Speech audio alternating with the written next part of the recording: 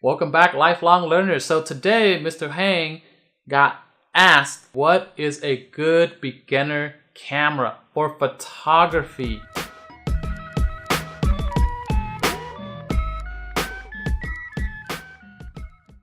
So I'm gonna keep this very photography centric, and I'm not gonna bring in a lot of video. Potato Jet already did that, so I'll check the link down below for his video regarding using these cameras that I'm about to recommend for video purposes. But for me, let's talk about the aspect of photography. So the two cameras that I'm gonna recommend that are the best budget-friendly beginner photography camera are the Panasonic G7 and the Canon M50. They're both mirrorless, they're both super small, and they're both super light. So the price difference, it's up to you because you know, one's $500 and one is $160 right now. Or no, not $160. I'm tripping. $650. $150. I wish. If it was $150, I'd totally go out and buy like 10. So I'm gonna go ahead and talk about the sensor size.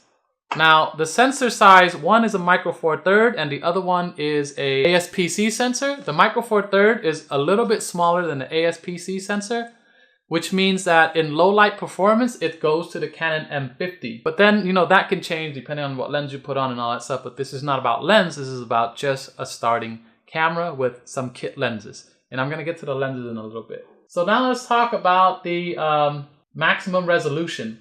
The maximum resolution, you can see that the Canon M50 has a little bit more. Actually, you know what? I'm gonna take that back, not a little bit more.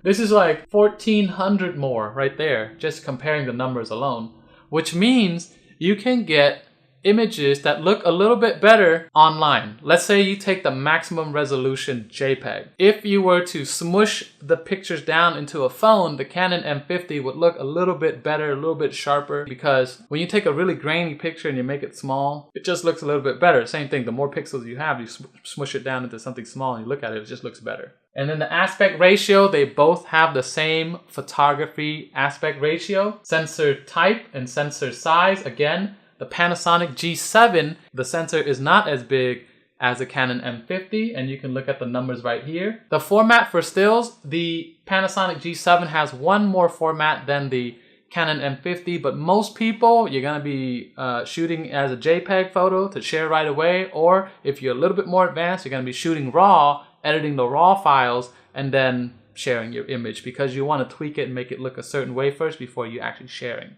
Now here's an important thing to mention, that the bit depth was not mentioned for the Canon, for the Panasonic G7, but it was mentioned for the Canon M50. Now 14 bit depth, I think the Panasonic G7 has a bit depth of 12, I believe.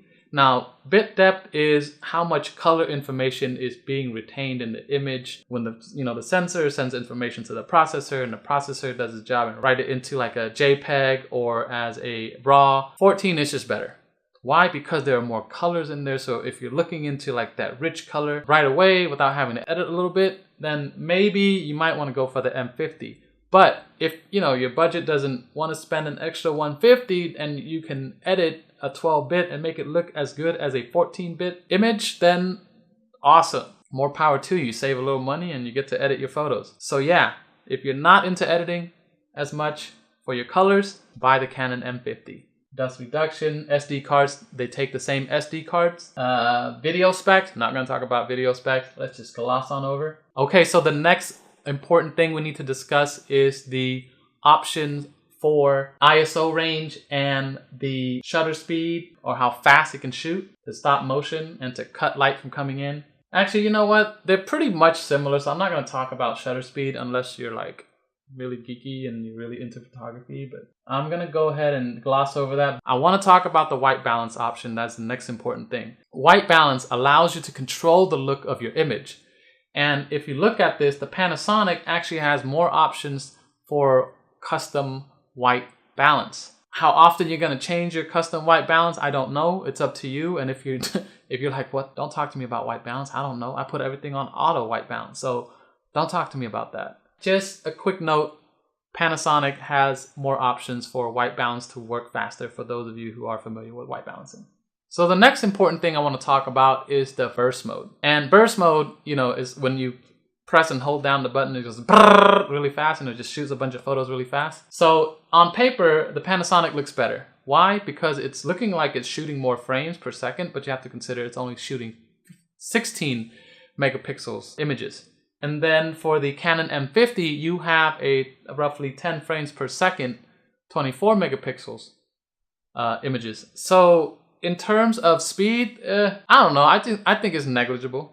You know, they're both gonna shoot at a pretty fast frame rate for you to be able to capture your son or daughter or niece or nephew playing soccer or basketball or birds flying in the air. I don't know what you're gonna use it for, but 10 frames per second is not bad. Okay, so the next thing I want to talk about is the flash. I'm gonna talk about the maximum sync speed right here. And the maximum sync speed, so 1/60th and the other one is 1/200. In terms of being able to stop light from coming in, the Canon M50 is a little bit faster at doing that because the shutter speed is just a little bit faster. What that means is if you're kind of shooting in a low light situation and you want to use a flash and you want to stop motion because people are dancing and all that stuff, you might want to go for the 1/200th of a second because you're able to stop motion a little bit better. By just a little bit, by a third of a stop better. So which one you're gonna pick is up to you, depends on your needs. Quick plug-in here is like, plug-in, yeah. You can plug in a mic to any one of these cameras, and that is what makes these recommendable. I don't know if you wanna go and start doing video. So with video, you need good audio.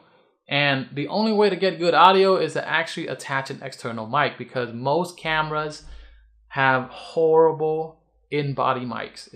Built-in mics are just pretty sad.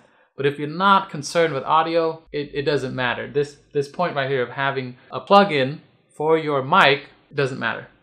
But it's highly recommended that you get a camera that has one just in case if you ever want to do video. And then the next thing I want to mention is the size. The size are roughly the same because if you look at the specs here, 14 ounces versus 13 ounces, that weighs like nothing. But here is the biggest thing. The Panasonic system has more lenses to select from. So if you're looking at this, just straight up Panasonic lenses only, you will have up to 42 lenses to pick from to put on the Panasonic G7. And then if you're looking at the Canon M50, it only has a selection of 12 native lenses, meaning if you want to use all the other Canon lenses and make the camera really big, which kind of defeats the point of being a small camera, and a budget camera, is that you can buy an adapter and then you can adapt all the lenses that Canon has to offer. But I do have to warn you that those lenses do get pretty expensive and a little bit bigger. So if you don't mind carrying a little heft around, buy the Canon M50, buy an adapter, and then put the lenses on. And it should work just fine. So yeah, that's it. That's what I have to offer as far as advice for beginning photography cameras. And if you have any questions, let me know in the comments down below. I'd be happy to answer. I do not have these cameras, but from experience, I have 3 different camera bodies. I have the Canon 5D Mark III, I have the Panasonic G7, I have the Panasonic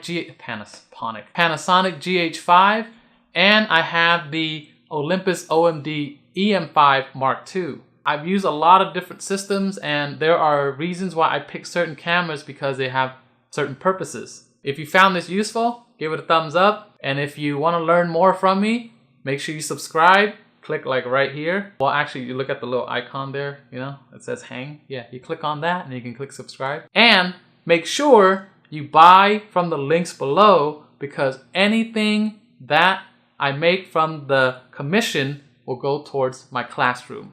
I want to thank you for supporting me, and I want to say goodbye with a rock, paper, peace. Let's hang out again in the next video.